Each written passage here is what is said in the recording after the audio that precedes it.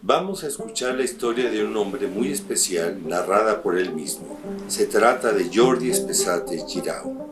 Él es un librero socialista, un ingeniero al servicio de la revolución, un editor especializado en temas sociales, entre otras muchas cosas más.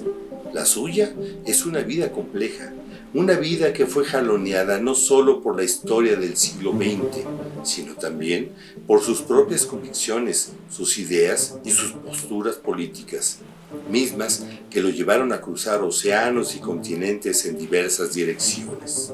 Entre otras cosas, Jordi Espesate vivió en carne propia la Guerra Civil Española, la entrada de los nazis a Francia, el exilio a México, los primeros años de la Revolución en Cuba, pero en fin, Jordi siempre inicia su historia, la suya, con la historia de su padre, Tomás Espesate, una persona que tuvo singular importancia en su vida. Es de Tomás Espesate de quien nos habla ahora.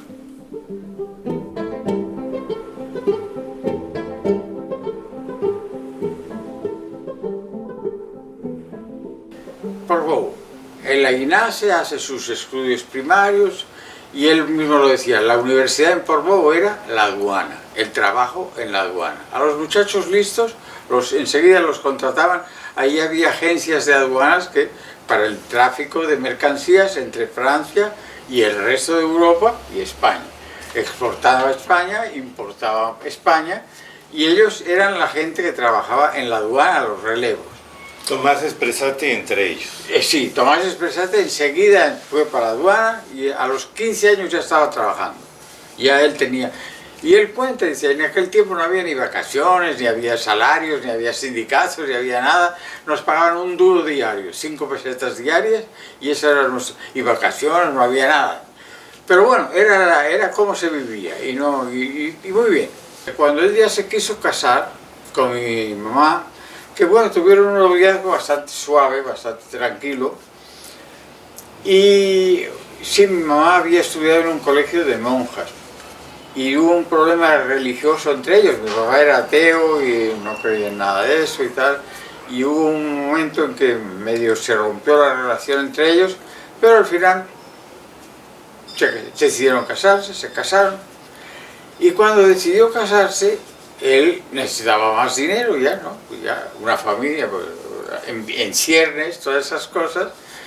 Y le dijeron, mira, una aduana que se está abriendo ahora aquí, en el Pirineo, es la aduana de Canfranc, un pueblo que está en pie. Si quieres, vete a ver. Seguro que allí, como no hay menos personal y está empezando, pues a lo mejor tienes chance. Y entonces, en fin, fui a Canfranc, en Aragón, en el Alto Aragón, en el Pirineo, a ver la aduana, y ahí estuvo. Y sí, se casaron 14 de abril, creo que es el Día de la República. De la República, sí. Entonces, ya, y bueno, como pasa en la vida real, se casaron el 14 de abril de 1930, y el 2 de febrero del 31 llegué yo, y el 1 de febrero del 32 llegó mi hermano, y el 5 de enero del 34 llegó mi hermana. Está hablando de sus hermanos Francisco, Kiko Neus, y Neus. Francisco o Kiko, como le llamamos, y Neus o Nieves, que es porque también las nevadas, por eso... Nacieron todos en Canfranc. Todos los tres nacimos en Canfranc, y él ya estaba establecido. Y él, antes de que nacer nosotros, ya había traído a su hermano a Canfranc a que lo ayudara en la aduana, y vivía con nosotros en nuestra casa. Cuando empieza la guerra.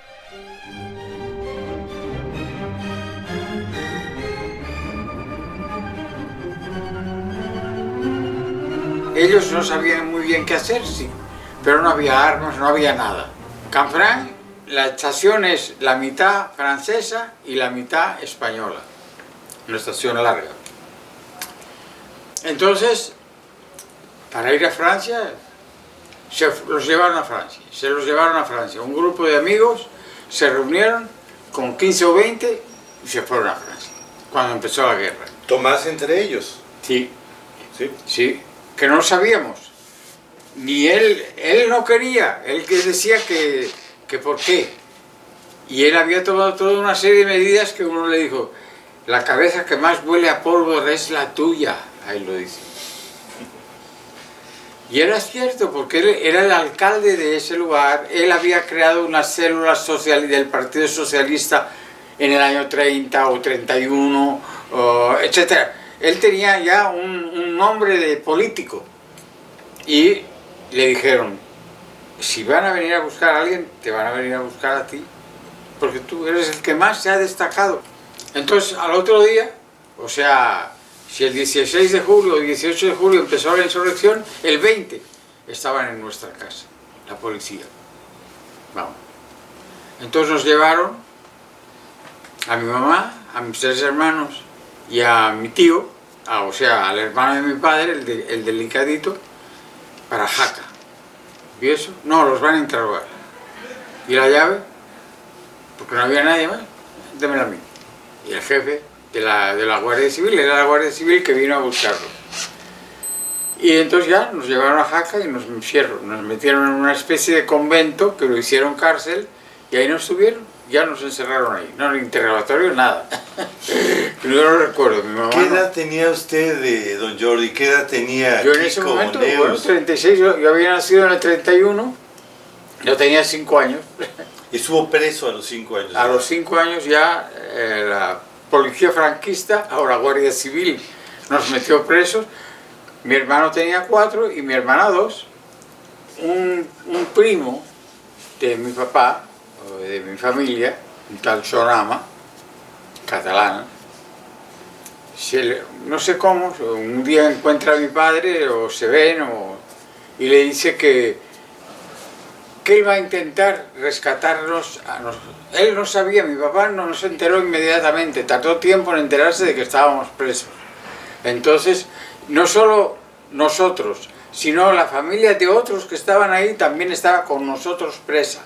Y se enteraron ya estando en el frente de que estábamos presos. Entonces, No en Francia, ya de regreso. ya de regreso en España, ya. sí, ya cuando habían regresado, se enteraron. Y entonces, claro, todavía eso los enardecía más. Por eso cuando los pusieron cerca de Jaca, por ahí hay un valle que se llama de Vietnam, no sé cómo, por ahí el libro, ellos ya más satisfechos porque estaban más cerca de nosotros. Pero mientras estaba en eso, un primo de él le dice, mira, Tomás, me he enterado que la familia de tu jefe en la aduana en Canfranc, que era un connotado fascista, el jefe de la aduana era un fascista de verdad, pero su familia vive en Barcelona, en la zona republicana. Y a lo mejor están asustados de que esté en la zona republicana y le pueda pasar algo como le ha pasado a tu familia, que la han agarrado presa, y piensen que yo voy a intentar un cambio. ¿Cómo estás loco? Mi padre. No, bueno, haz lo que te dé la gana. Y se fue, mi padre se fue al frente. Bueno, total, también para no hacerlo largo, a los 6 meses, o menos, un poco menos, ya, el amigo le dijo, ya, lo tengo todo cuadrado y arreglado.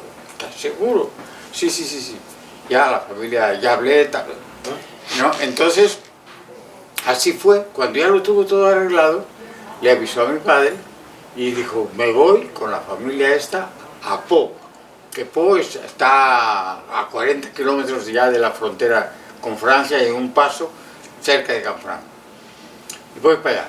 Y ya, ella le avisa a su marido, y el marido habla con la Guardia Civil, y ya nos llevan a nosotros para allá. Y las vimos, yo recuerdo, eso sí recuerdo. Nosotros íbamos por la nieve caminando, mi hermano y yo, y mi mamá con Neus en brazos. Y los dos guardias civiles separados, uno a cada lado. Y en un momento llegaron los guardias civiles, ya se vio una gente que venía caminando, y los guardias civiles nos dijeron, sigan. Y habíamos llegado a la frontera, a la línea, seguramente. Yo no, eso lo deduzco yo ahora. Y entonces nosotros seguimos caminando. Vimos a la familia que cruzaba, que era una mujer y dos hijas, creo, que eran dos muchachitas. Bueno, todo el mundo muy arropado, caminando por la nieve. Y nos cruzamos.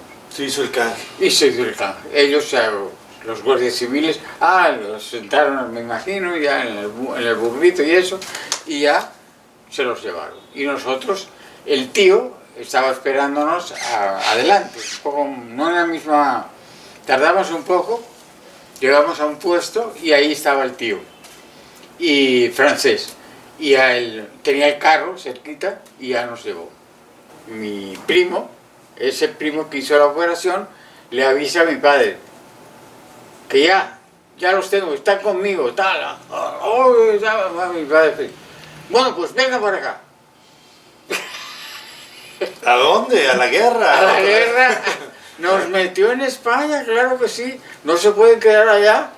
Mi padre estaba tan convencido que iba a ganar la guerra, que a pesar de que nosotros ya estábamos en Francia, fuera de peligro, fuera de guerra, fuera de todo, que vengan. Y nos hizo entrar por Portbou.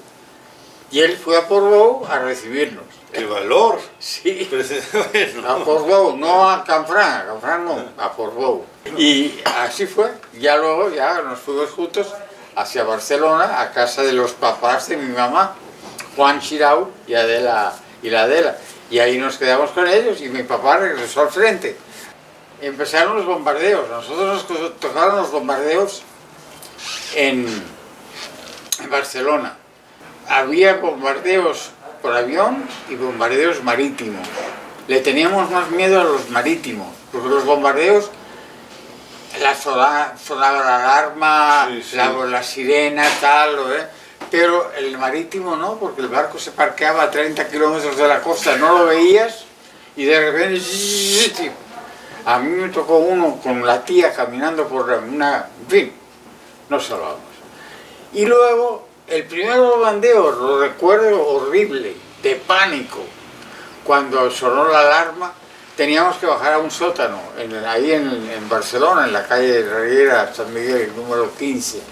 Teníamos un sótano que se había acondicionado, era una casa de apartamentos de varios pisos, 3 pisos. Y se había acondicionado un sótano. Y la orden era bajar cuando sonara. Mis abuelos se negaron a bajar al sótano. Ya decían que no, que yo estaba muy grande, que...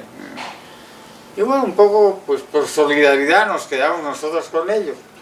Y el primer bombardeo lo recuerdo así, debajo del colchón, todos gritando, horrorizados, espantados. Pero no pasó nada, pero bueno, asustados. Y al segundo bombardeo, el tío nos dijo, ven, ya sonó la sirena y subimos a la azotea. A ver por dónde están bombardeando. Eran aviones de aquel tiempo, claro, no son los de ahora, que tienen un poder de fuego, un radio de acción y una velocidad increíble. Tú los veías ahí, y pum, pum, y las baterías disparando, y mira, no sé qué, le dio. Yo cuento eso porque fue así. Y ya me ha quedado tanto una cosa, un reflejo. Yo aquí ahora veo un avión y enseguida tengo que ir a una ventana a ver si lo veo. Claro. Porque, bueno, parece que me quedó muchos años. Y ahora ya no tanto, pero muchos años. Yo veía un avión y ¿por dónde vuela? Tenía que ir a verlo. Y así fue, ya los bombardeos, íbamos a la azotea, mi hermano y yo, si estaba el tío íbamos con él, si no, y bajábamos, no, estamos bombardeando por allá, pero no se preocupen, tranquilos, en la sala, pero eso fue así. Bueno, entonces, en España tengo otra, y es en la casa de los abuelos, cuando llegamos de Francia, uno de los recuerdos al llegar a Barcelona, había un librero grande, y un día le pedí permiso a la abuela, ¿me dejas? Sí. Lo abrí. Unos libros grandes, encuadernados. Ahí descubrí a Julio Verne, a Salgari. Ahí descubrí revistas encuadernadas de la Guerra Mundial. Una en español que se llamaba La Esfera, que es una de las primeras revistas que se imprimió en el mundo. y luego la Ilustración, que era francesa, que creo que es anterior a la Esfera. Ahí me acuerdo que me pasaba tardes enteras sentado con las piernas arrugadas, dobladas, con un tomo de eso ahí, devorando. Pero ese fue mi primer contacto así con libros que, bueno, me llenaron, ¿no? Me satisfacieron y lo disfruté. Y muchas tardes me las pasé con esos libros ahí, viendo las revistas, viendo esas cosas. De ahí pasamos a Flaçà. Yo agarré una pleuresía y me iba a morir. Y el médico me vio y me dijo, bueno, mire señora, tiene que buscar esta medicina. Si no consigue esa medicina, no sé lo que pueda pasar. La tomé y ya. Y aquí estoy. Y aquí está, contándonos la historia. Porque mi papá lo menciona. También dice, yo no quise... Él no quiere decir que me iba a morir. No, dice, no, yo no quiero nombrar esa palabra. Dice algo así. Yo no, pero estuvo muy cerca. Porque sí, no había... Era una pleuresía. Y ya luego me operaron. Cuando me tomé la medicina, me operaron. Y tengo una herida. Que le hacía broma con los muchachos, decía que era una puñalada en una cantina mexicana. Que por eso tenía esa herida. Bueno, entonces, en esa casa de Portbou, de Cervere, ahí fuimos a dar, ahí nos encontramos con mi padre, que no lo habíamos visto desde hacía meses, y ya mi padre, bueno, entonces nos encaminó. Después de encontrarnos en Cervere, fuimos a Perpiñán, ahí estuve en una colonia muy mala, que recuerdo con mucha miedo. Y al poco tiempo mis padres nos sacaron de ahí y fuimos a un pueblecito que se llamaba Saint-Laurent-de-Cerdan, que estaba en la frontera. Y mi padre ya andaba por centro de Francia, estaba en París, ya, trabajando ahí, porque en Perpiñán él fue donde encontró la oficina del SERE, la filial del SERE. SERE. Si nos explicas qué es el SERE. El Servicio Exterior para Refugiados Españoles. Entonces, mientras mi papá estuvo en el SERE, en París, uno de los trabajos, como él hablaba bien el francés, tenía carro y todo, y se movía por toda Francia, y iba a los campos de concentración a ofrecer viajes a México, a los refugiados que estaban en los campos. Porque cuando a un refugiado de esos que estaba en un campo aceptaba ir a México, ya la embajada le daba unos papeles que le permitían vivir fuera del campo, y lo mandaban a la ciudad en donde iba a llegar el barco, en el cual se iba a ir él. Ya no sé si en mismo París empezó el Gilberto Bosque, hay una carta al huevo de mi padre pidiéndole a Gilberto Bosques plaza para ir a México. Él.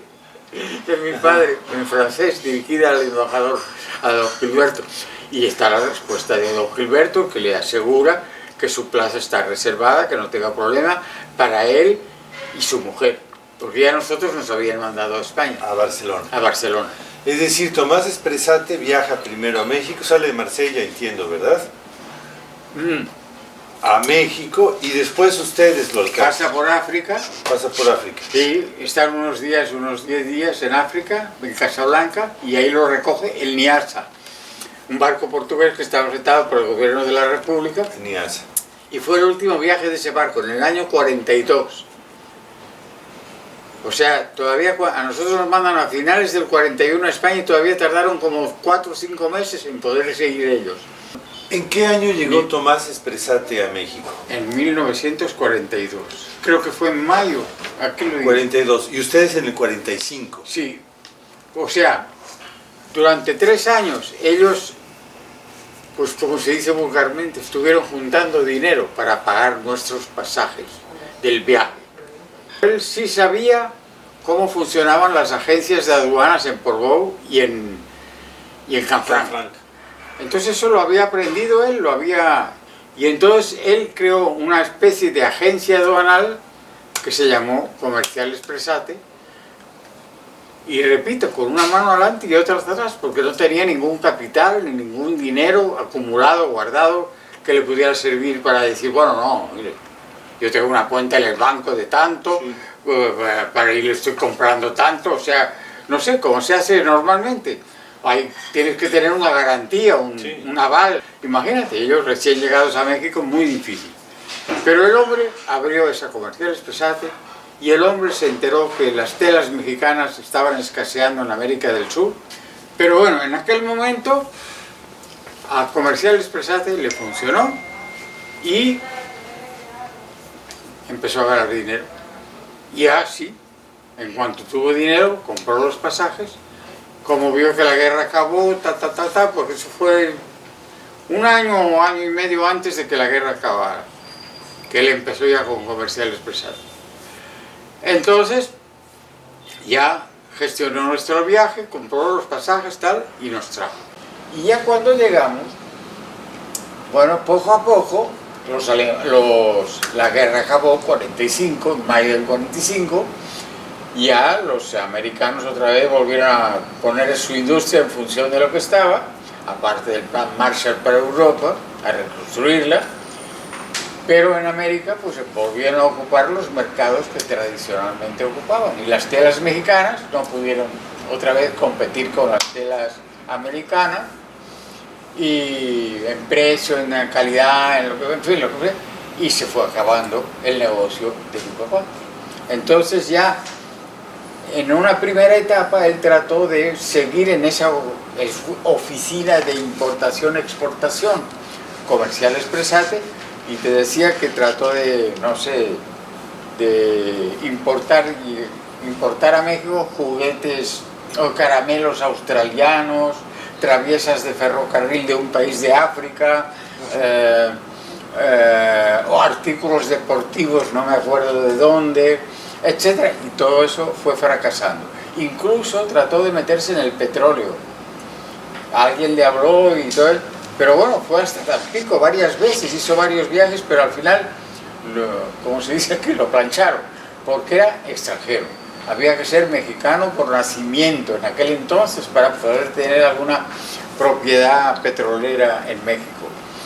Y además hacía falta más dinero del que él podía disponer, o sea que dejó. Y fue cuando llegó ese amigo de Argentina, un tal Enrique Naval del Gres, que lo cito yo, que sabía de libros, y formaron una sociedad, y entre los dos compraron la librería Madero, que estaba ya, yo creo que era una librería que estaba en la calle Madero, pero estaba dedicada a libros baratos, a libros de texto, a libros usados, en fin, tenía un repertorio. No conocí ni a sus dueños, no, yo ya la recuerdo, un local bastante oscuro, las primeras veces que fui, con unos muebles muy bonitos, pero poco iluminado y todo gris, vaya, no había. Entonces, ahí fue donde ya empezamos, porque eso fue ya en el 49. Entonces la librería, enseguida nos dijeron que, yo recuerdo, que de ese surtido enseguida se planteó, había que salir de los libros que tenía, el fondo que tenía la librería, que no era el adecuado para la librería. La librería Madero estaba en la calle de los Plateros, que se llamaba anteriormente. La calle de Francisco y Madero se llamaba la calle de los Plateros. Ahí era una calle, y es de joyerías, de relojerías, de tiendas de pieles, de cosas de lujo. Una tienda, bueno, de ricos, con tiendas de para ricos, digámoslo así. Pero la librería tenía que había que ponerla a tono un poco con esas tiendas. No podía ser la bolita negra. Y nos pareció muy bien, y en efecto, poco a poco empezamos a llenarla de joyas. Y fuimos saliendo de los fondos que había viejos y antiguos y poco vendibles, además, también en ese momento en México. Y la empezamos a llenar de joyas. Y la empezamos a llenar con las editoriales que estaban pujantes en aquel tiempo, tanto argentinas como españolas, aunque estaba la cosa de Franco en España, pero Editora Aguilar, Editora Espasacalpe, Editora Labor, todas esas que hacían joyas, yo me acuerdo que la Labor tenía una colección de libros de museos, que eran unos libros grandes, con las láminas en color pegadas, no estaban impresas directamente en las páginas del libro, sino que estaban pegadas a unas cartulinas, y tenían libros muy bellos, bien hechos, y ya muy avanzados. La librería se llenó de libros de calidad, de ediciones de calidad, y entonces también se les ocurrió, como mi papá, bueno, por su francés, que siempre lo usó y siempre lo utilizó, quisieron incursionar en la cosa francesa y en las editoriales francesas, y entonces empezamos a través de Editorial Hachette, en aquel tiempo se hacía así, y nos pusimos en contacto con toda una serie de ellos. Hachette nos puso en contacto con una serie de editores franceses, NRF, Plon, Gallimard, etc., Les Presses Universitaires, muchas. Y empezamos a recibir también libros franceses de calidad, bonitos, bien hechos, etc. Y también le metimos a las revistas. Y entonces, bueno, formamos una librería que tenía una clientela muy escogida, muy buena, y una librería que, bueno, estaba a tono, ¿no?, decíamos, con la calle, por fin se había... Entonces, bueno, poco a poco la librería, pues ya te digo, fue agarrando su clientela, su tal. ¿Quiénes trabajaban ahí? Ahí nomás trabajaban don Tomás, el señor Naval y Kiko y yo. Empezamos. Vicente Rojo todavía no. No, Vicente no. Al llegar a México, primero entramos en el Instituto Luis Vives para regularizar mis estudios. Pero ahí ya conocí a unos amigos que al final nos llevaron a la JSU. La JSU, Juventud Socialista Unificada. Yo descubrí que el mundo no era eso que yo ya sabía un poquito, sino era algo mucho más grande. Además me enseñó marxismo, me enseñó socialismo, me enseñó a pensar un poco sobre todas esas cuestiones. La JSU para mí fue un complemento que me abrió al mundo y me dio a conocer mi papel o mi posible papel o qué podía yo hacer en el mundo, ¿no? En la librería se formaba una peña de mexicanos, de personalidades mexicanas. Recuerdo el licenciado Alejandro Gómez Arias, estaba el licenciado Reyes Heroles también, venía también Marcué Pardiñas, que fue el director de la revista Política, que fue una revista de actualidad. Venía también Ferreira, un pintor, no sé qué Ferreira, Barbachano Ponce, que era el del cine, también venía Carlos Velo, el director de cine español, venía Buñuel, venía, bueno, algunos personajes también de la República Española, una señora Matilde Cantos, que creo que fue funcionaria del gobierno de la República en Madrid durante la guerra, Juan Vicens, que era un intelectual, también español.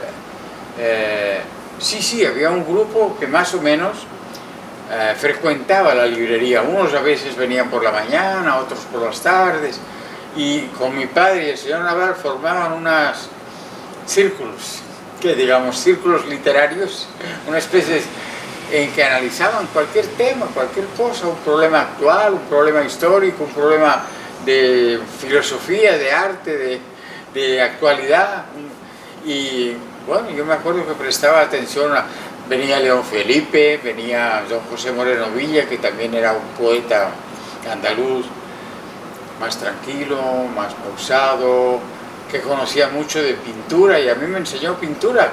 Él y yo disfrutábamos los libros de Esquira.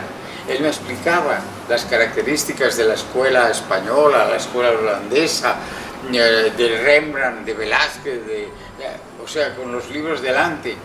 Y también era un amante de la música, porque yo en México también me pasó que descubrí la música clásica.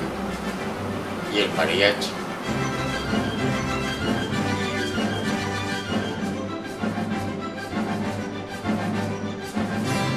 Como a los 2 años o 3 ya de estar en la librería, un amigo de la JSU, que también es Azorín, la A de era, Azorín, que era un amigo nuestro, con el cual ya jugábamos hockey también y toda una serie de cosas, nos dijo, él trabajaba en una imprenta, y fue el que se acercó a mi hermano, que eran muy amigos, más amigos que yo, mi hermano, y a mi hermano le dijo, oye, el dueño, yo trabajo en una imprenta, que lo sabía mi hermano, y le dijo, va, quiere vender la imprenta, se va, creo que se va a Estados Unidos, era de un americano la imprenta. Una imprentica chiquitica, una maquinita, un poco de caja, de tipos de letras, nada, una guillotina y nada, 3 o 4 cosas, una cosa muy sencilla. Pero le avisó a mi hermano, y mi hermano lo comentó con mi padre y el señor Naval. Mi padre no, pero el señor Naval, que estaba pensando ya a lo mejor en una editora, porque él sí estaba en el mundo de los libros, más que mi papá todavía estaba escoltando las telas y el champán y el turrón que nos comimos. Coñac. Y coñac que nos comimos, todo eso. Entonces, perdón, el señor Naval le dijo a mi padre, a mi hermano, dile que venga, a Sorín. Y entonces a Sorín fue, les contó y dijo, y Naval le dijo a mi padre, yo creo que vale la pena, tal y cual, compraron la imprentica eso. Ya la compraron. Entonces, era una imprentica, fíjate si era pequeña y poco escandalosa, que estaba al lado de la estatua de Cuauhtémoc, en el Paseo de Reforma, en México, DF. Sí.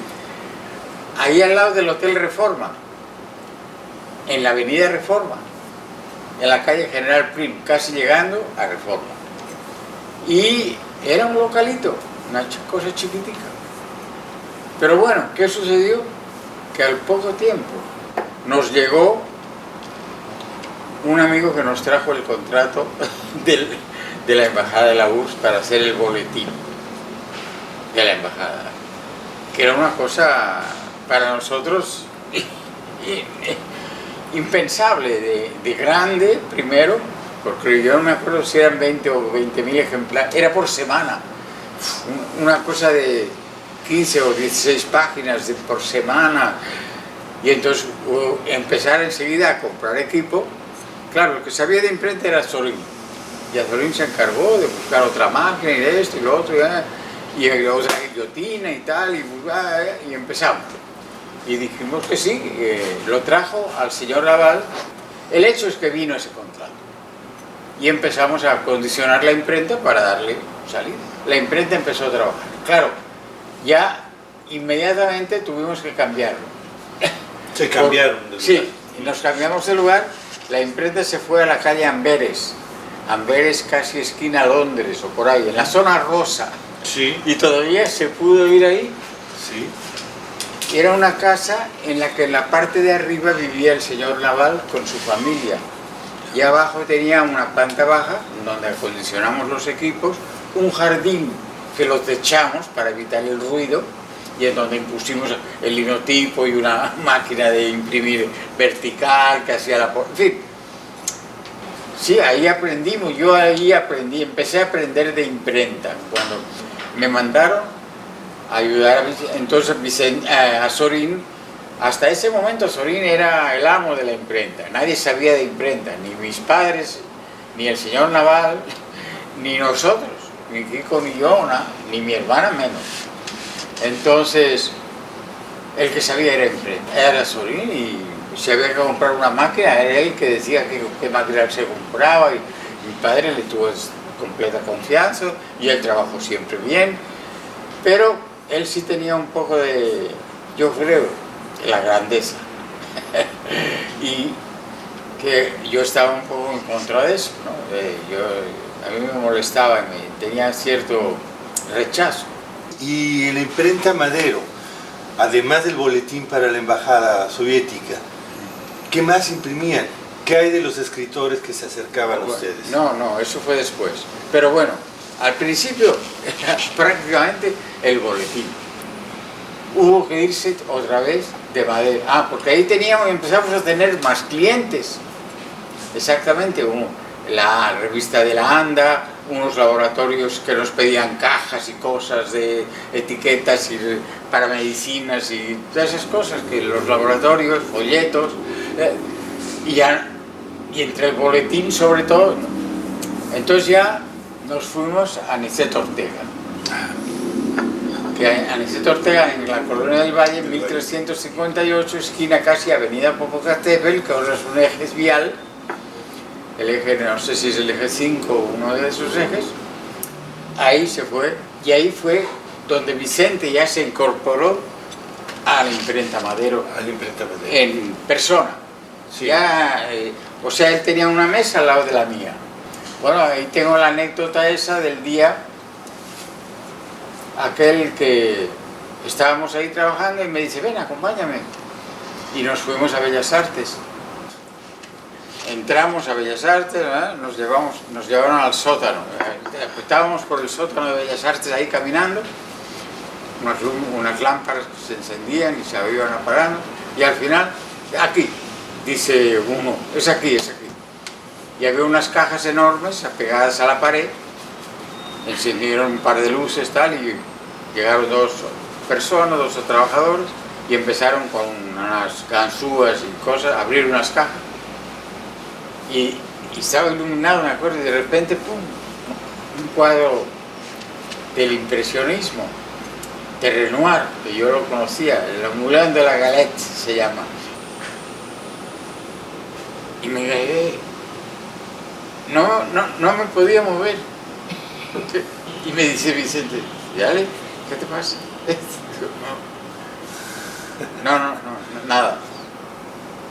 Ya vi. Coño, Vicente, ¿qué tú querías? ¿Para qué? Dice, no, yo quería ver los colores del cuadro original, porque vamos a imprimir un catálogo que lleva ese cuadro. Y ya tengo los colores. Coño, Vicente, no jodas. No digas bobería. Ya, el rojo, del verde, el azul, el amarillo, ya los tengo. Para que cuando lo imprimamos en la imprenta.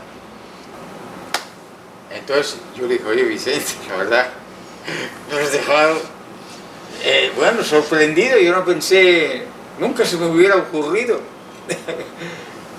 Claro, digo, qué suerte que una imprenta tenga un diseñador como tú.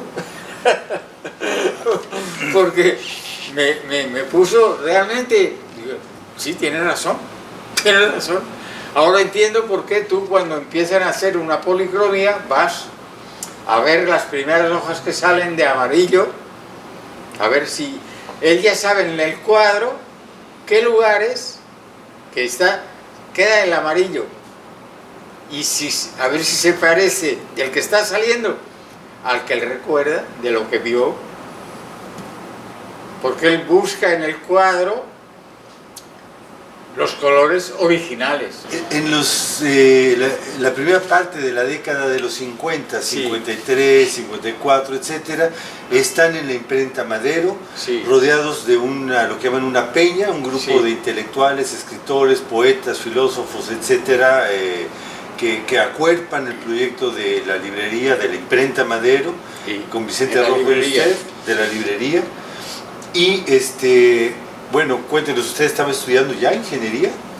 Bueno, o sea, yo en el 49 acabé la prepa en el Vives, y pasé a estudiar ingeniería ahí en el Palacio de Minería, en la calle Tacuba, al principio de la calle, atrás del correo, del edificio del correo. Y empecé muy bien, el primer año lo pasé limpio, las 5 asignaturas que tenía, dibujo, mecánica, ya no me acuerdo, pasé limpio. Pero a la vez empecé en la librería. Ahí fue ya cuando el señor Naval nos convenció, a Kiko y a mí sobre todo, y nosotros empezamos a trabajar en la librería con el sistema ese de los libros, que empezamos a implantarlo y a practicarlo y a usarlo y a trabajar el fondo editorial que había ahí, todo eso. Y ya me fui metiendo más y más en la librería. Y ya fue cuando empecé segundo año que empecé a barquear en la carrera, porque bueno, no sé si porque se me había hecho fácil aprobar el primer año o porque la librería me atraía mucho o por qué, pero en fin, aflojé en la carrera y al llegar a fin de año del 50 suspendí, creo, 2, que me parece recordar, Perspectiva y otra, no me acuerdo ahora cuál. Pero ahí fue donde un poco me había robado la librería, me gustaba la librería, era eso de agarrar un libro y entrar en el mundo que ese autor formaba, un mundo real o un mundo imaginario, un mundo loco, un mundo lo que... En cada libro es un mundo que el autor crea, y poder entrar en esos mundos y poder ver eso, no sé, me había podido y disfrutaba la librería. Y entonces sí, seguramente aflojé. Y entonces, con gran horror de mi madre, porque mi padre se lo tomó de otra manera, no me formó ningún... Pero dije que iba a dejar los estudios. Y dejé la carrera. Dejé la carrera y entonces me dediqué esos años intensamente a la librería y luego empecé en la imprenta. En la imprenta, que la imprenta también me llamó, porque ya te digo, empezamos en Amberes, mi hermano y yo, a trabajar ya y a conocer el proceso de impresión, todas esas cosas, con aquel señor camarada ruso que hacía mal su trabajo, en nuestra opinión, y provocaba dificultades, errores, problemas, y entonces que Vicente vino y nos enseñó cómo se hacía bien hecho y tal y cual igual, etc. Y entonces ya me empecé a meter en la imprenta, y ya cuando mi hermano decidió que se iba a Europa a estudiar pintura, porque se ganó una beca en el IFAL, Instituto Francés de América Latina, le dieron una beca para estudiar un año en París, y fue a la Cité Universitaire de México, en París, y a estudiar. Entonces ya el señor Naval y mi padre me dijeron: vas a tener que ir a la imprenta, nosotros sabemos que no te da, pero bueno, mientras a ver qué hacemos.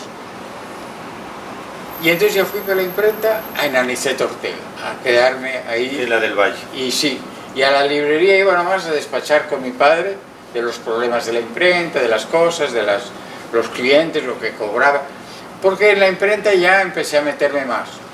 O sea, bueno, Azorín pues era el que dominaba la imprenta y sabía las cosas como eran, y no tengo ninguna. Pero bueno, tenía un poco, o sea, venía un nuevo trabajo y era él el que daba el precio. Claro, yo al estar ahí en la imprenta empecé a fijarme y le eché en cara algún día: oye, le pediste el doble de lo que le pediste al otro y es el mismo trabajo, ¿qué es eso? O le pediste la mitad de lo que le pediste al otro. O sea, notaba esas cosas. Y le dije, lo comenté con mi padre y le dije: ¿sabes qué? Ya la imprenta de hoy, tal como es y con los equipos que tiene, ya no tiene nada que ver con lo que Azorín aprendió de imprenta. Entonces, yo quiero hacerte los costos de los trabajos de impresión, quiero hacer un análisis de los costos de la imprenta para hacer los presupuestos, que sea una cosa consecuente. Y me dijo mi padre y el señor Navarro: ok, de acuerdo, métete. Y entonces lo hablé con Azorín y le dijo: bueno, voy a empezar a hacer lo aceptó. Y sí, me metí 6 meses, pero hice unos costos. Los presenté con mis padres y el señor Navarro. Digo: bueno, vamos a probarlos, a ver qué. Esos números que tú has hecho. Y entonces así fue. Yo empezamos a probarlos. Ahí me convencí que explotábamos al obrero, pero bueno, en aras de la competencia había que hacerlo así, porque si no la competencia te come. No puedes empezar a hacer de mecenas o de... la competencia también te obliga. Entonces, bueno, pues ya aceptaron y se aprobaron, y ya entonces el que empezó a ocuparse de ese tema era yo. En la imprenta yo ya tenía un trabajo, yo hacía cuando un nuevo cliente ya no llamaban a Azorín, era yo el que iba, un nuevo cliente, le daba un presupuesto, tal, ajustaba, aceptaba, bueno, vamos. Pero yo empecé a ocuparme ya hacia la nómina, también ahí tuve algunas discrepancias con Azorín, porque él era muy estricto, en mi opinión. En fin, yo tenía yo me metí en la imprenta y empecé también a manejarla, ¿no? a mi modo. También, ¿Y cómo fue el nacimiento de ERA? ¿Cómo se les ocurrió?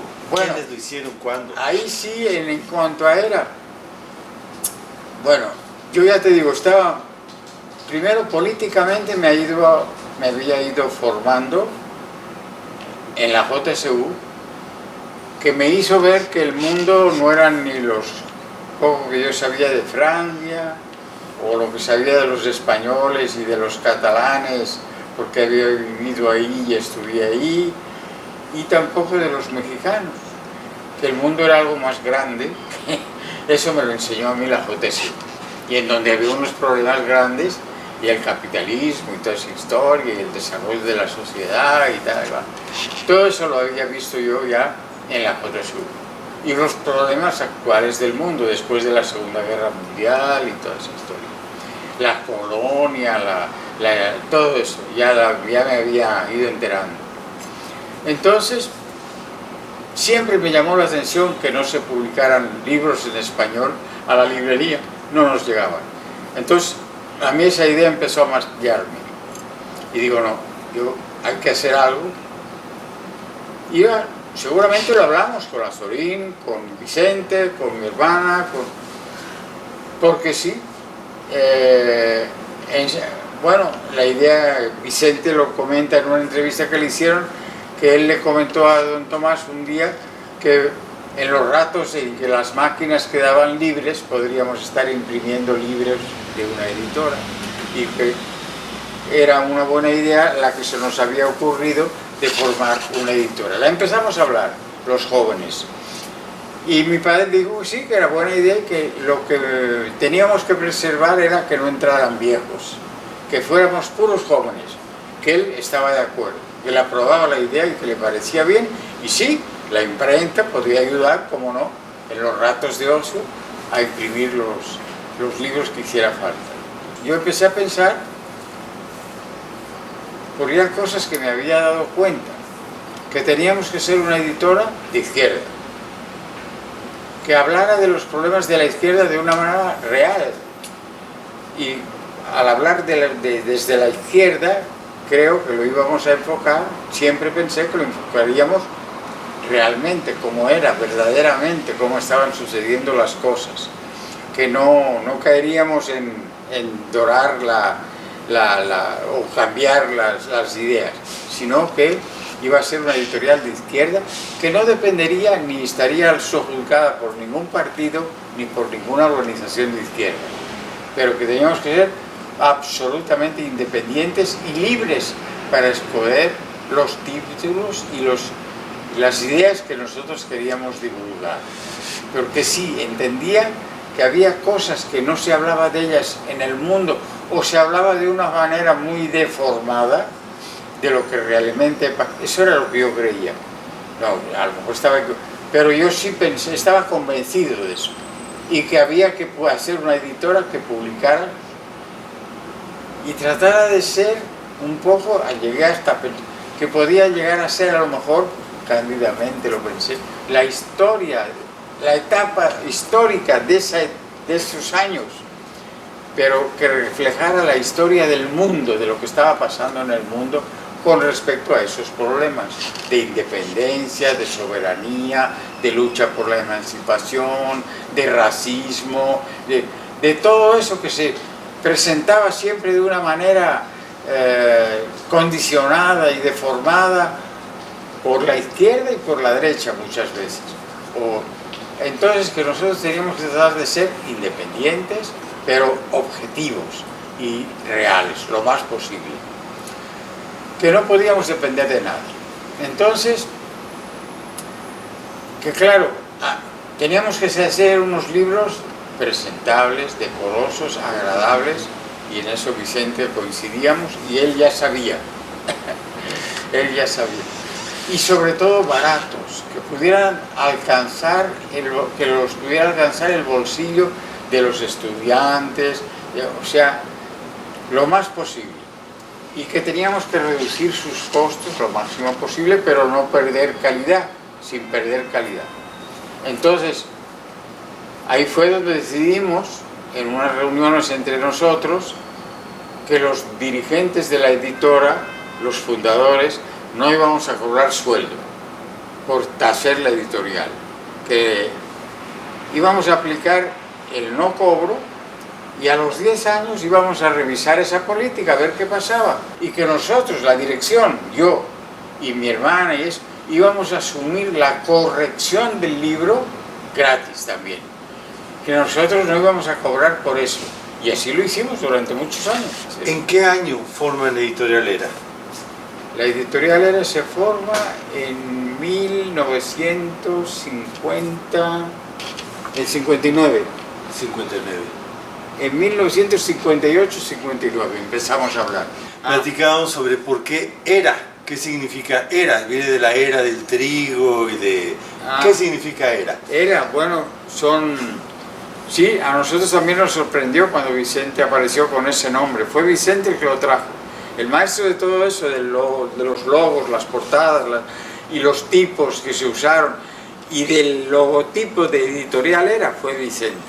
Era E de Espresate, R de Rojo, Vicente Rojo, Jorge Espresate, Neus Espresate, Kiko Espresate, Vicente Rojo y José Hernández Azorín, la A, Azorín, que era el otro.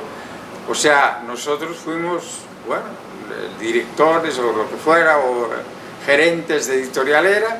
Vicente fue el diseñador de todo lo que hizo Era, todo tiene el sello de Vicente, y Azorín era el que lo materializaba. En la imprenta Madero se hicieron los libros y Azorín era el que los hacía en la práctica, pero Era es lo que quiere decir. Espresate Rojo Azorín, Era. ¿Y el logo? ¿Qué nos dice del logo? El logo es que también no caí cuando él lo trajo, y es el soldado republicano español saludaba, los fascistas saludan así, los militares saludan así, y el militar español, el soldado español, saludaba con el puño izquierdo levantado. Y el logotipo de Era, véanlo, es estilizado, es un hombro y un brazo en ángulo recto con el puño cerrado. En el año 60 fue cuando nos iniciamos. Publicamos 2 libros. La batalla de Cuba, de Fernando Benítez, y González Pedrero, que era un intelectual mexicano que puso, en ese libro hay un ensayo de él. A nosotros ese libro ya nos marcó y nos definió. Era un hecho que narraba una situación que se había presentado en el mundo y concretamente en América Latina, cerca de nosotros, y que explicaba el triunfo de una revolución. Que claro, ya gente empezó a señalarlos con el dedo, porque en aquel momento todavía se pensaba si era una revolución socialista, si no lo era, si era una revolución contra los yanquis, si no lo era, si se iba a Castro virar, en fin, había toda una serie de incógnitas en aquel momento, yo recuerdo. Pero nosotros decidimos que lo hacíamos y lo hicimos. Y luego ese año, además de ese libro, ya a finales, en octubre, se publicó otro libro de Vicente Rojo, de Benítez también, que se llamaba Viaje a la Tarahumara. Y esos fueron los 2 primeros libros en el año 60. En 61 ya empezamos con la primera colección que hicimos, o sea, la colección Ancho Mundo se llamó. Los títulos fueron La España heroica del general Vicente Rojo. Publicamos ya El mito de Adenauer, que fue un libro sobre los primeros dirigentes alemanes. También se publicó el libro Los Grandes. Y por último, en la colección publicamos también La historia de la CIA. Ya en el año 62 aparecen títulos como Franco, Hitler y los Estados Unidos. Otro que era El racismo en Sudáfrica, la tragedia del apartheid. Y otro, La vida y muerte de Lumumba. O sea, esos problemas que acababan de suceder estaban vivos, que en México nadie publicó nada de eso. O sea, eso nos marcó ya enseguida de que por dónde veníamos. Pero bueno, eran problemas del mundo. En todo el mundo estaban pasando el racismo, etc. Y luego ya apareció un libro de una tal Sol Arguedas, no sé si vive o está muerta, que se llamaba Cuba no es una isla, también era sobre Cuba y también lo publicamos. O sea, ya eso fue el año 62. Digamos entonces que Ancho Mundo es la primera colección de ERA. No, sí, la primera colección de ERA fue Ancho Mundo, y el que daba los problemas reales que estaban sucediendo. Y luego empezamos el hombre y su tiempo, que ya era una colección en donde aparecía un tomo o 4 tomos de la Revolución Rusa, 3 tomos de la Revolución China, 4, así aparecieron. Luego problemas del socialismo en Rusia, problemas por Deutscher o por el otro, por el que fuera, la economía de Mandel, que era un tratado económico también con ideas socialistas, en fin, toda una serie de literatura que fue poniendo en manos de los intelectuales, de la gente que estudia esos problemas, que no existía en español. Ahí están los marxistas de Raimil, en esa colección metimos, está otro que se llamaba Tierras Vivas, y luego empezamos la colección Alacena.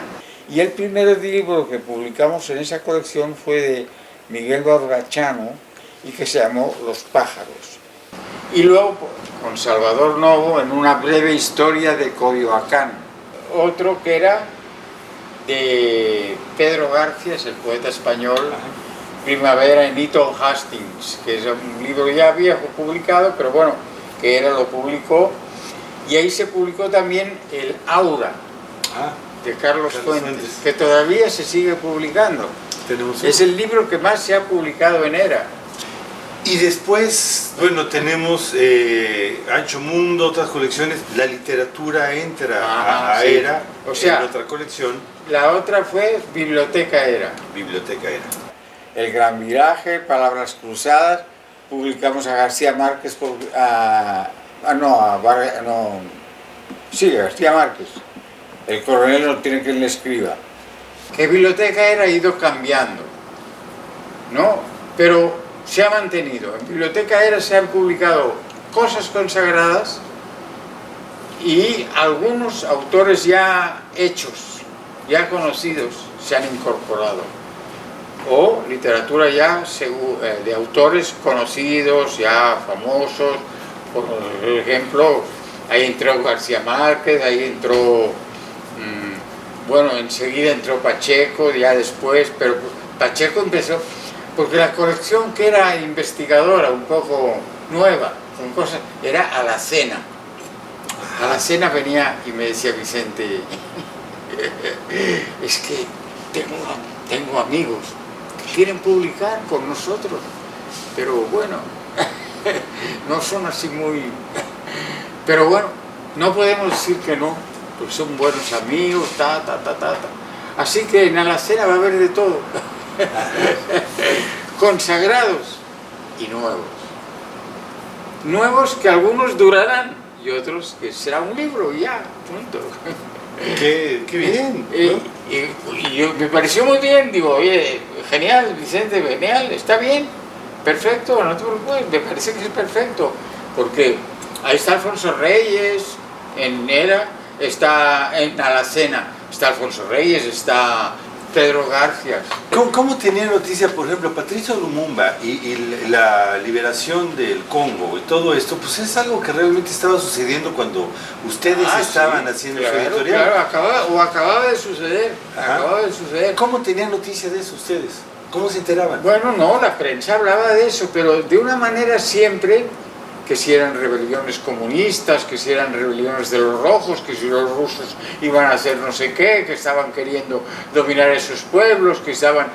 O sea, siempre había una mala intención, una deformación de la noticia en general, que eso molestaba. Bueno, a los que estábamos nos dábamos cuenta y nos molestaba, y por eso yo decía, no, nosotros vamos a hacer una editora que hable de todas esas cosas, pero honestamente, o como son las cosas, no como querríamos que fueran, o como nos gustaría que fueran, o no, vamos a decir, tratar de ser, bueno, buscar autores que sepan reflejar eso.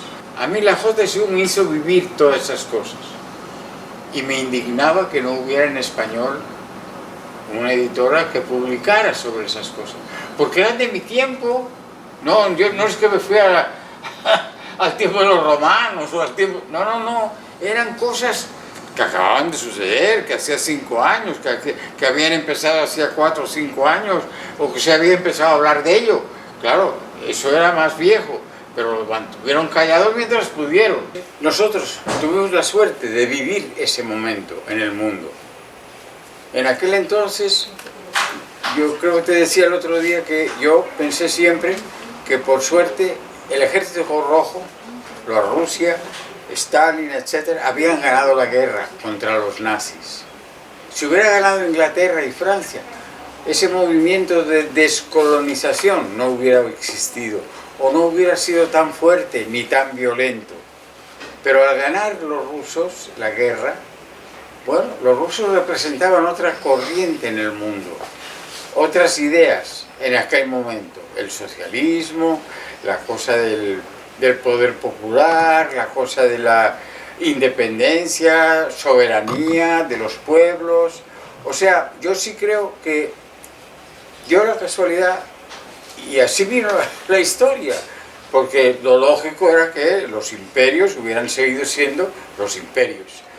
Pero no, yo sí creo que quedaron muy desprestigiados, y en nuestra cabeza nos dimos cuenta de eso, y, o sea, vivimos intensamente ese proceso y nos dimos cuenta de que era un proceso histórico, nuevo, que empezaba y que tenía que ser, el pueblo tenía que enterarse de eso. Entonces por eso nos movió a ERA. Nosotros sabíamos ya, por la organización en la que militábamos, la JSU, que era marxista, y ya nos habían puesto al tanto de muchas de esas cosas, y habíamos descubierto, porque había que descubrirlo, no había mucha información, no había, por lo menos en México, que era donde vivíamos. Entonces, yo recuerdo que descubrí esas guerras, esos movimientos, en la prensa francesa que recibíamos en Madero, en la librería Madero. Cuando empezamos a recibir las revistas francesas y algunos periódicos franceses, ahí sí se hablaba, porque les dolía o por lo que fuera, no sé, pero se hablaba. Y había reporteros que reportaban casi semanalmente sobre la guerra de Argelia, sobre la guerra de Vietnam, sobre los distintos movimientos de liberación en África. Empezaron a reportar también. Hay que leer panfletos o trozos de textos mal traducidos, o quién sabe con qué intención traducidos para... No, hombre, no, hay que hacer una traducción bien hecha del Deutsche para que nuestros intelectuales lo puedan estudiar y sepan en qué está mal o en qué está bien, o están de acuerdo en eso con él y estén en contra en eso con él. Pero hay que hacer una edición bien hecha. No se puede ignorar y ya, y hablar mal de él. No, la vamos a hacer, claro que sí que la vamos. Y bueno, ahí discutimos. Y la hicimos, como enseguida publicamos a Evtuchenko, a Solzhenitsyn, a Dolores Ibarruri, también la publicamos, ¿cómo no? Su único camino, me acuerdo que era un libro sobre el Partido Comunista Español. Pero bueno, por eso nosotros queríamos tener la libertad, y eso sí la ejercimos siempre, plenamente, de seleccionar, de buscar y seleccionar lo que nosotros queríamos publicar.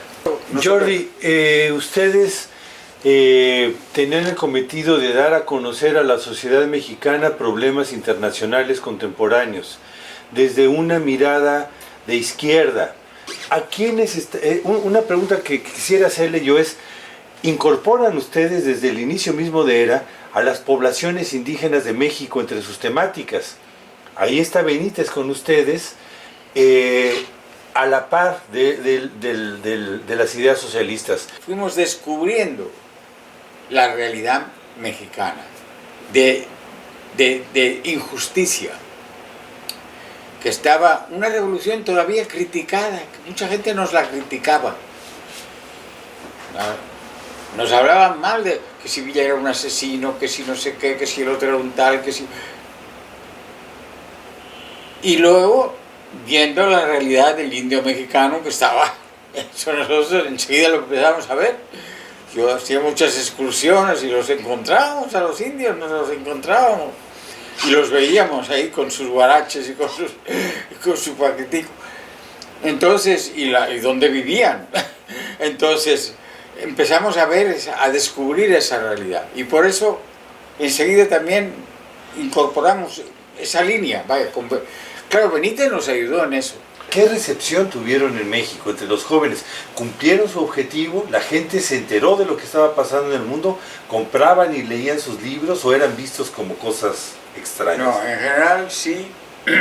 Claro, no demasiado, no fue una editora de éxito. Sí, el libro de Cuba se agotó, ese sí, se agotó enseguida, a los 3 meses se había agotado.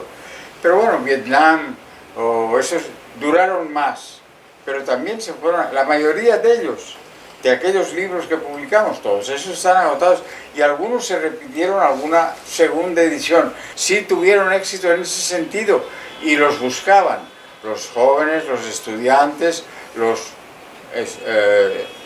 autores consagrados, gente ya mayor también. O sea, los libros de Era marcaron un momento. Sí, y nosotros, eso nos gustó, claro que sí. Y como o sea, los quemaron. Sí. En América Latina los quemaron, en Chile, en Argentina, los quemaron, eso quiere decir algo. Sí, sin duda, quiere decir mucho. Yo le aplaudía a Neus también, decía, coño, vas bien. Se están quemando los libros en Claro Chile, ¿no? que De sí. Pinochet. Estás muy bien, Neus, eso era lo que nosotros queremos. Exacto, sí. Bueno, te los quemaron, bueno, ni modo.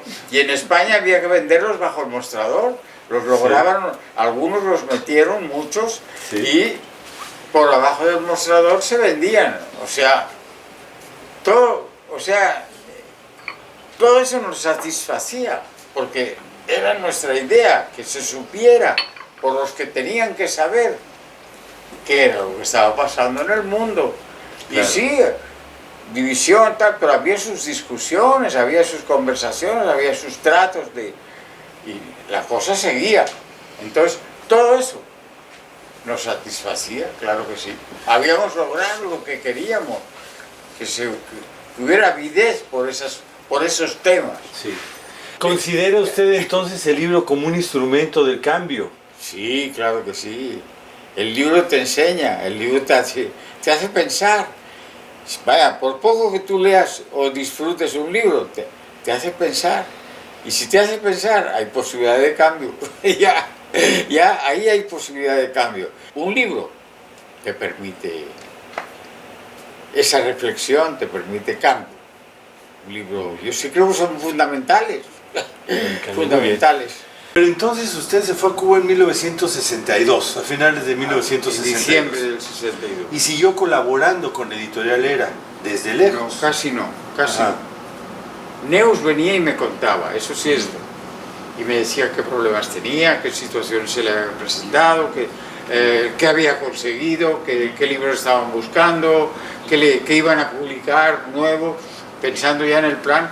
Porque yo me fui y ya dejé como armados el 61, el 62, el 63 y el 64.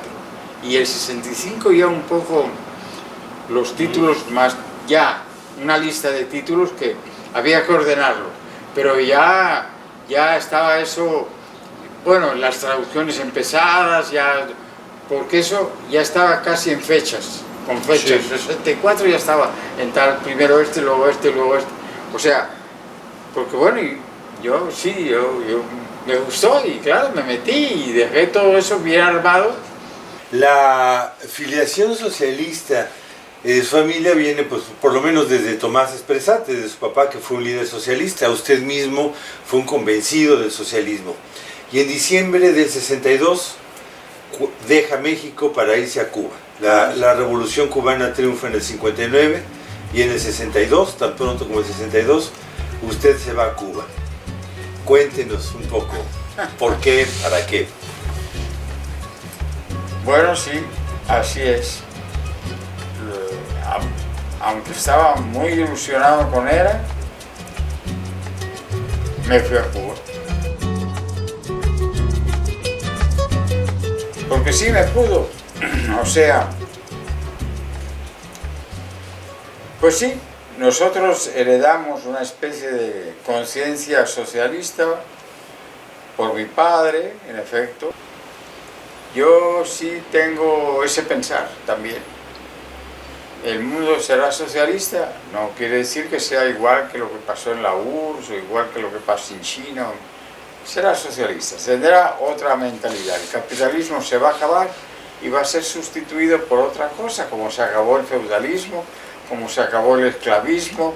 Cuando Fidel anunció que iba a ser socialista Cuba, que iba a ser una revolución socialista, ahí fue donde yo no sé, me llamó la atención el ir a vivir a un país socialista. Lo que ya me impactó fue cuando lo primero que hizo la revolución cubana fue la campaña de alfabetización.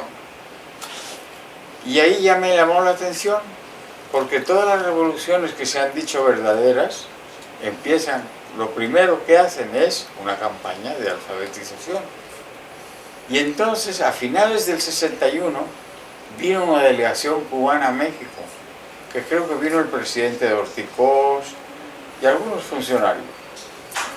Y yo hablé con un arquitecto que venía en la delegación, y bueno, ahí hablando, digo, no, yo quiero ir a trabajar a Cuba y tal. Y me ha pasado esto a mí. Yo pensaba irme ahora, en enero de este año y tal, pero bueno, estoy acabando con mis negocios y mis asuntos aquí, pero ahora ya que he tronado una asignatura y voy a tener que esperar, porque bueno, no sé, deja ver. Oye, por una asignatura, no te preocupes, ven y nos ayudas, trabajas y luego te apuntas ahí en la Universidad de La Habana y terminas la carrera. Dijo, coño, tienes razón. Y así fue. Y en el año 67 hice eso. Me anoté en la universidad, tuve que estudiar marxismo, porque los cubanos me hicieron estudiar. Y dije, no, perfecto. Y se fue un año estudiando marxismo y estudié estructuras hiperestáticas ahí, que era la que había tronado. Presenté el examen, aprobé y tengo el título de la Universidad de La Habana. Es decir, usted estudió Ingeniería Civil en la UNAM. En la UNAM. Y se tituló en Cuba. Título, sí, señor. Y se tituló en Cuba. Sí, señor. Y entonces, bueno, usted, movido por el triunfo de la revolución socialista en Cuba, me imagino decide ir a apoyar y se va a finales del 62. Exactamente, en diciembre del 62, después de la crisis porque interrumpió también mi viaje la crisis de los cohetes. Todo eso me tuvo así un poco, pero al final pudo. Me convenció la revolución cubana, que querían de verdad construir el socialismo. ¿Y cuando usted llegó, cómo lo recibieron y qué cometidos le asignaron? No, enseguida. Me entrevisté con el viceministro del MICONS, del Ministerio de la Construcción, que fue a donde fui a parar finalmente, y el viceministro de aquel me recibió muy bien y me dijo, mira, contigo vas a ser el primer empleado en una dirección nueva que vamos a crear. Ya estamos nombrando, ya estoy buscando al director de esa oficina y tú vas a ser su primer empleado. Entiendo que Cuba lo comisionó a usted más o menos pronto para trabajar en otros frentes, digámoslo, en otros lugares, no nada más en la isla, ¿verdad? Bueno, sí, porque pero siempre fui como ingeniero. O sea, nosotros, yo te decía, ¿no?, que Cuba siempre practicó una política de solidaridad con otros países, pero siempre muy discreto. El gobierno en el periódico no salían esas cosas. Nunca se habló en el Granma o de la guerra de Angola, no sabíamos nada. No se publicaba nada. ¿Usted fue a Angola a construir? Sí, y yo fui O sea, en esa dirección nuestra, que luego pasó mil cosas, pero ya después de que ya hicimos las normas, ya hicimos la industrialización esa, la tipificación, todo eso, el jefe mío tuvo la idea de hacer un sistema para controlar la calidad de la construcción. Que había sus cosas, hubo sus defectos, como en todos lados. Y entonces es un sistema que funcionó y lo aplicaron en Cuba. Y entonces a mí, él me mandó con otro, a ver, en Angola estábamos haciendo construcciones, en Angola y en Libia, al Gaddafi. Y fuimos, estuve como 2 meses en Angola, haciendo y revisando construcciones y la aplicación del método ese para garantizar mejor calidad a lo que se estaba construyendo. Y en los 2 países, en Libia y en Angola, estuve 2 meses, te digo, en Libia 1 mes y en Angola 2 meses. Usted, Jordi, venía del mundo de los libros, de la librería Sí. Madero, de la imprenta Madero, de fundar Editorial Era. Bien, estudió ingeniería, pero lo suyo era la sociología y los problemas políticos y sociales contemporáneos. Cuando llega a Cuba, ¿no lo invitaron a participar en proyectos editoriales o relacionados con el mundo de los libros? No, que sí me invité. Y hubo un momento que me quisieron captar. Y le dije, no, yo he venido aquí para ser de ingeniero. Claro, tontamente, ahora lo pienso, tontamente, quizás también hubiera rendido mucho y hubiera podido ayudarles mucho. Pero no, me negué. Y bueno, yo sí creo que si voy a trabajar de librero aquí me voy a ir. En donde ya tengo una cosa caminando y que a veces me hace dudar. Porque sí, a veces me daba mis tirones. Cuando venía mi hermana y me contaba las cosas y lo que pasaba y lo que había, a veces decía, coño, ¿qué hago aquí, carajo? Y entonces, justo, llegó la informática a Cuba, que eso fue en el 89, 90, por ahí, 88, 89, por ahí. Cuando llegó la PC, la Personal Computer, ahí sí fue como un amor a primera vista. Y sí, al año, ya estábamos haciendo, yo incluso, programas para nosotros. Bueno, ya entonces ya sí le planteé al jefe que me liberara de eso. Que yo quería seguir ya más computación. Y ahí fue donde, bueno, hice un viaje a España, me acuerdo, y ahí sí vi revistas y libros de maravilla de computación, de cosas en español. Y bueno, hablando con mi padre, él me vio, estaba yo eufórico con ese tema, y me dijo, suscríbete a alguna revista si quieres. Yo aquí la pago, no te preocupes. Empecé a recibir esas revistas.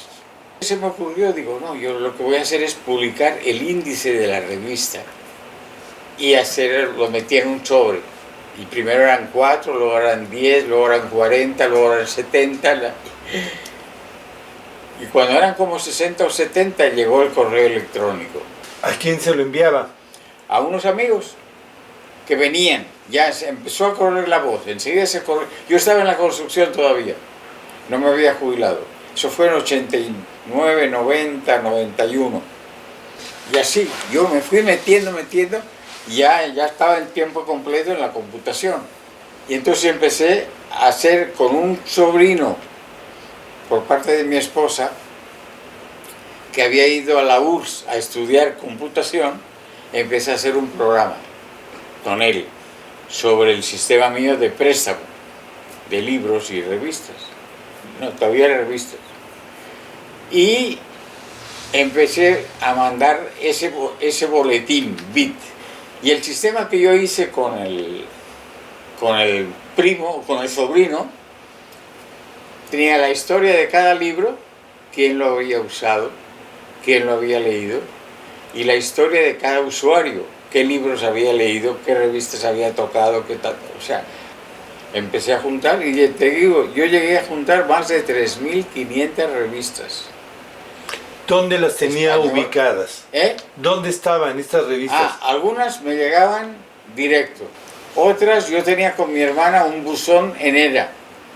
y se las depositaban a ella y ella me las hacía llegar después. Y la biblioteca empezó a funcionar, que no era una cosa oficial en Cuba, porque ya me habían medio botado de la construcción, me jubilaron. Y entonces estaba en una ONG que era política, era la AUNA, Asociación por la Unidad de Nuestra América, y la había formado un señor, Guillermo Toriello, que fue ministro de Relaciones Exteriores del gobierno de Guatemala de Jacobo Arbenz. Y trasladé ya mi biblioteca, ahí a la UNA. ¿Cuántos años duró esta biblioteca de Esa informática? biblioteca duró hasta el año como 2000. ¿Y cuántos usuarios calcula usted que haya tenido? Tenía más de 1500 usuarios. De todos los sectores de la economía del país, todos los institutos de investigación del país, de muchos lugares. ¿Cuál fue el destino de esa biblioteca? ¿Qué pasó con ella? A uno que me dio libros, como que me la compró.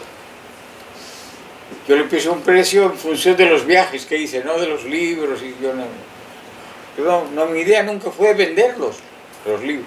Y más o menos la vendí en eso, en 10 viajes, $5.000. Y él me los pagó y me dijo, dáselo a la asociación de masones.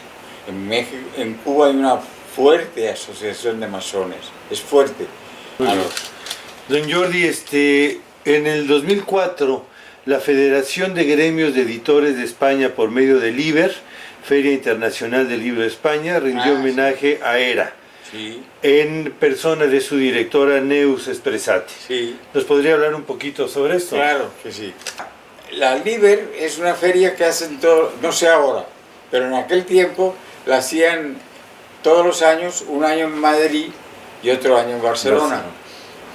Y ella, bueno, como siempre me reconoció a mí la autoría de ERA, me dijo, ven, acompáñame. Y me llevó, fuimos juntos con otra amiga que también trabajó con ella, Pili Somonte, y era la primera vez, yo lo destacaba, porque sí, nos satisfizo, tanto a Neus, sobre todo a ella, pero a mí también me satisfizo, porque era la primera vez que el IBER premiaba a una editora fuera de España. O sea, hasta ese momento había premiado editoras españolas, tanto en Madrid como en Barcelona, editores, y machitos todos. ¿Entiendes? Entonces, ahora se salieron del continente, cayeron en América Latina y premiaron a una mujer. Lo cual, te digo, a Neus, claro, le llenó de satisfacción, pero a mí también. Y ella hizo un discurso muy valiente. Era un discurso fuerte, muy bien, muy respetuoso de los premiadores, pero bueno, la España que me expulsó, que me encerró en la cárcel, etcétera, etcétera. Entonces, tuvo su... Y eso era que supo reflejar un momento histórico, y que tuvo libros que reflejan... Ella hizo un discurso fuerte, que algunos la miraban como diciendo, bueno, una roja. Nos emocionó, sí, nos gustó que le dieran tanto a ella. Yo también me quedé muy satisfecho, Vicente también muy contento. Bueno, entonces, sí, es un detalle que yo quería, porque realmente yo sí creo, y siempre lo digo, que los que realmente hicieron ERA, porque yo me fui muy pronto, los que realmente la construyeron, claro, a mi leal saber y entender, como se dice también. Y, o sea, nunca dije, coño, no sé ahora ya sí estoy fuera, completamente alejado, no sé. Pero mientras yo estuve en Cuba y que Neus aparecía por allá, lo que yo quería, ellos lo materializaron muy bien. Vaya, y ellos también estaban claros en lo que querían. muy bien, muy claros, y supieron irlo consiguiendo con calma, con orden, y además con mucho arte. O sea, los libros nunca perdieron calidad de ningún tipo, ni de lectura, ni de presentación, ni de...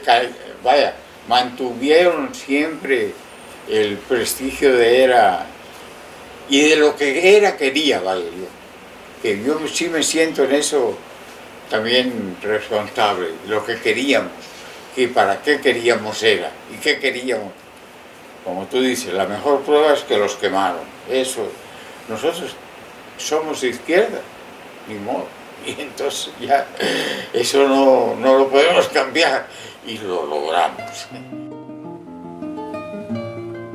A través de la persona de Jordi Espresate, en Mar Adentro quisimos rendir tributo no solamente a él, sino de forma indirecta a todo el movimiento editorial mexicano de la década de los 60 del siglo pasado. Pues es gracias al trabajo de exiliados como Arnaldo Orfila, Joaquín Díez Canedo, Vicente Rojo o la propia familia Espresate que los mexicanos de hoy pudimos crecer con los libros de Editorial Era, Siglo XXI o Joaquín Mortiz. Gracias a ellos conocimos las avanzadas del pensamiento humanista de finales del siglo XX. Nos formamos una posición crítica ante los problemas sociales y nos recreamos en la literatura que todavía seguimos llamando contemporánea. Gracias, pues fueron estas editoriales las que introdujeron los temas y los autores de quienes ahora somos lectores irremediables.